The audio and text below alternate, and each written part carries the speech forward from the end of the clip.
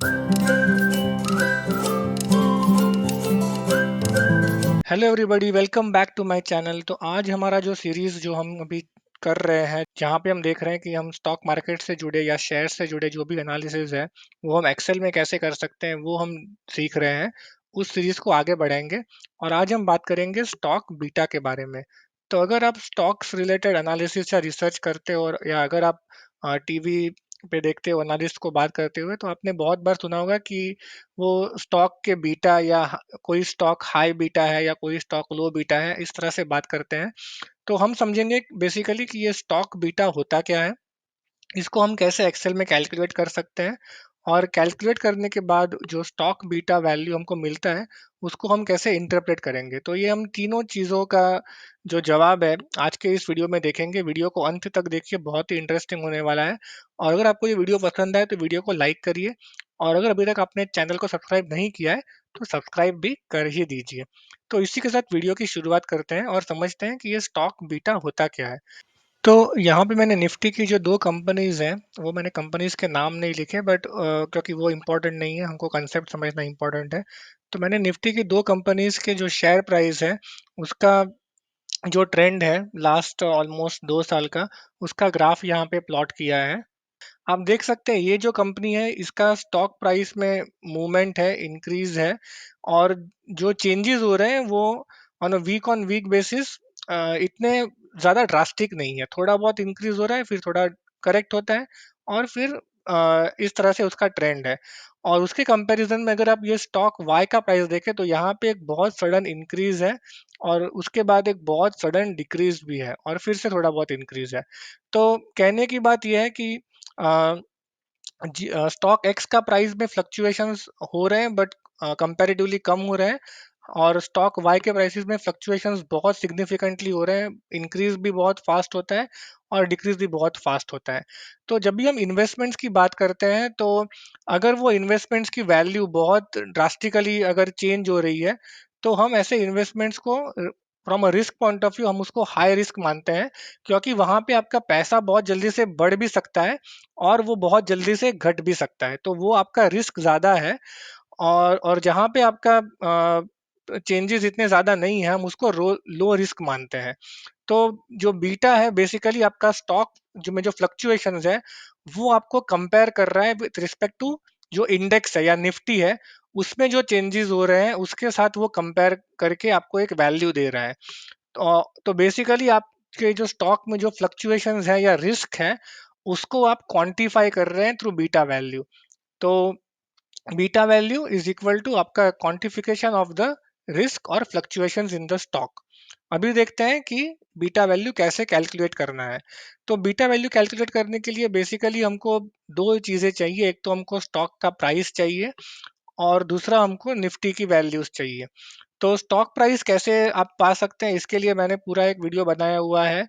ये इसका स्क्रीनशॉट है, आप जाके यूट्यूब पे सर्च कीजिए, आपको ये वीडियो मिल जाएगा, जहाँ पे आपको पता लग गया कि हम कैसे हिस्टोरिकल स्टॉक प्राइसेस एक्सेल में डायरेक्टली पा सकते हैं। एक फंक्शन को यूज करके हमको कोई कॉपी पेस्ट करने की ज़रूरत नहीं है। तो उस फंक्शन की मदद से मैंने यहाँ पे स्टॉक एक्स के प्राइसेस ऑन वीक बेसिस यहाँ पे लिए हुए हैं। और निफ्टी की वैल्यूज लाने के लिए आप याहू फाइनेंस पे जाके आप यहाँ पे टाइम पीरियड डाल सकते हैं, और फ्रीक्वेंसी आपको जो भी चाहिए, डेली, वीकली, मंथली, उसके हिसाब से आपको टेबल मिलेगा, उसको आप डाउनलोड करेंगे तो आपको ऐसे वैल्यूज मिलेंगी। और उस टेबल से मैंने यहाँ पे निफ्टी की वैल्यूज को लाया हुआ है। तो अभी बीटा कैलकुलेशन के लिए जो सबसे पहली चीज हमको चाहिए वो है परसेंटेज चेंज फाइंड करना, कि वीक ऑन वीक बेसिस हमारा प्राइस में या निफ्टी के लेवल में चेंज कितना हो रहा है। तो वो कैलकुलेट करने के लिए हम जो हमारा सेल है उसके जो प्रीवियस पीरियड की जो वैल्यू है वो डिवाइड करेंगे -1, तो ये हमको मिल गया, और ये हमको परसेंटेज में चाहिए। तो आप यहाँ पे आपको परसेंटेज में ये वैल्यूज चाहिए, आप इसको ड्रॉप करेंगे तो आपको सारी वैल्यूज मिल जाएगी। लास्ट वैल्यू मिलेगी नहीं, क्योंकि इस नंबर के नीचे कोई नंबर नहीं है, तो वो आपको एरर देगा, तो हम वो वैल्यू डिलीट कर देंगे। सिमिलरली हम जो निफ्टी है वैल्यूज उसका परसेंटेज चेंज फाइंड करेंगे, तो ये आपको परसेंटेज में मिल रहा है, और ये इसको भी हम ड्रैग करेंगे और लास्ट वैल्यू जो है उसको हम डिलीट कर देंगे। तो अभी हमको परसेंटेज चेंज मिल गया है। अभी हम देखेंगे कि कैसे हम इसको फॉर्मूला जो यूज़ करना है बीटा के लिए, वो क्या है वो हम देखेंगे। तो जो एक मेथड है वो है कोवेरियंस मेथड। तो यहाँ पे आप कोवेरियंस डॉट पी ये फंक्शन यूज़ करेंगे। जो पहला अरे है वो आप जो आपका स्टॉक प्राइस जो चेंज आपने कैलकुलेट किया है वो इनपुट देंगे, और सेकंड अरे जो है वो आपका निफ्टी में जो चेंज है वो आप इनपुट देंगे, ब्रैकेट क्लोज करेंगे, और डिवाइडेड बाय वेरिएंस। तो आपको V A R dot P ये फंक्शन यूज करना है, और यहाँ पे आप निफ्टी में जो आपने परसेंटेज चेंज फाइंड किया है वो देंगे, ब्रैकेट क्लोज और एंटर। तो आप जैसे ये करेंगे आपको ये बीटा वैल्यू मिल गया 1.02। और एक और मेथड भी है जिससे हम बीटा फाइंड कर सकते हैं, वो है स्लोप मेथड। यहाँ पे आपको दो इनपुट्स देने हैं, known wise and known axis. तो नोन वाइज में आप आपका स्टॉक का जो चेंज है वो इनपुट देंगे, और नोन एक्स के लिए आप जो निफ्टी में जो चेंज आपने कैलकुलेट किया परसेंटेज चेंज वो इनपुट देंगे, एंटर करेंगे तो आपको सेम वैल्यू मिल जाएगी। तो हमको बीटा वैल्यू मिल गई। अब ये बीटा वैल्यू को कैसे इंटरप्रेट करना है? अगर आपका बीटा वैल्यू 1 है, इसका मतलब ये है कि आपके जो स्टॉक प्राइस में जो मूवमेंट है वो एग्जैक्टली आपके जो निफ्टी में जो मूवमेंट है उसको मैच कर रहा है। मतलब आपका स्टॉक प्राइस का जो रिस्क है is equivalent to investing in Nifty, मतलब ज्यादा रिस्क नहीं है। अगर आपका बीटा वैल्यू 1 से ज़्यादा है, बहुत ज़्यादा है, इसका मतलब कि आपका स्टॉक प्राइस में जो फ्लक्चुएशंस है या जो रिस्क है वो निफ्टी से ज़्यादा है। मतलब आपको उस स्टॉक में इन्वेस्ट करने में रिस्क ज़्यादा है। आप ज़्यादा पैसा कमा सकते हो बट ज़्यादा पैसा गवा भी सकते हो। सिमिलरली अगर आपका स्टॉक प्राइस का जो बीटा है वो 1 से कम है, इसका मतलब आपका जो फ्लक्चुएशंस है उस स्टॉक में वो निफ्टी से कम है। मतलब ये निफ्टी से भी ज़्यादा सेफ कंपनी, यहाँ पे फ्लक्चुएशन ज़्यादा नहीं हो रहा है। तो सिमिलरली अब मैं स्टॉक वाई का बीटा वैल्यू कैलकुलेट करूंगा, और फिर हम दोनों वैल्यूज को कंपेयर करेंगे, हमको डिफरेंस समझ में आ जाएगा। तो यहाँ पे स्टॉक वाई का जो बीटा वैल्यूज है वो भी हमने कैलकुलेट कर लिया सेम मेथड से।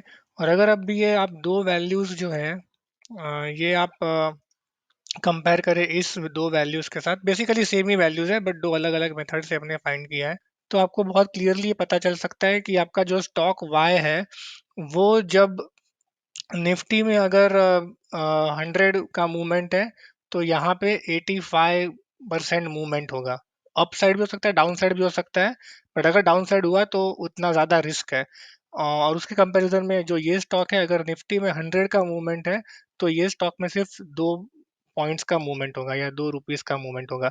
तो जो आपका रिस्क प्रोफाइल है उसके हिसाब से आप स्टॉक बीटा कैलकुलेट करके पता कर सकते हो कि वेदर ये रिस्क प्रोफाइल आपके लिए सूटेबल है और आप इसमें इन्वेस्ट करना चाहते हो कि नहीं। हाई बीटा मतलब बहुत जल्दी आपका स्टॉक बढ़ सकता है और बहुत जल्दी वो डाउन भी आ सकता है, और लो बीटा या बीटा क्लोज टू 1 मीन्स आपका stock price as compare to Nifty बहुत स्टेबल रहने वाला है।